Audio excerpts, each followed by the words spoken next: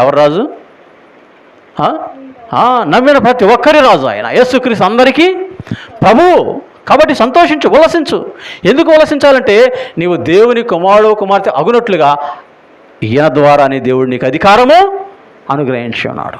ఎందుకు సంతోషించాలంటే నువ్వు చేసిన ప్రతి పాపాల నుండి నిన్ను విడిపించువాడని నువ్వు సంతోషించు, నిన్ను బ్రతికించేవాడని నువ్వు సంతోషించు.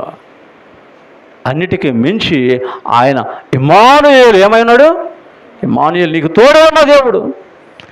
నీ ప్రతి ఉపద్రవంలో నిన్ను రక్షించుటకు, నిన్ను తప్పించుటకు, నిన్ను బలపరచుటకు, నీకు సహాయం చేయుటకు ఆయన నీకు తోడై ఉన్నాడు.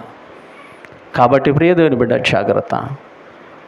దేవునితో తండ్రితో సమాధానపరచడానికి, దేవుని కుమారులను కుమార్తెలుగా మనల్ని చేయడానికి వచ్చిన రాజు ఎవరయ్యా అంటే యేసుక్రీస్తు అందరికీ ప్రభు, మన ప్రభువు.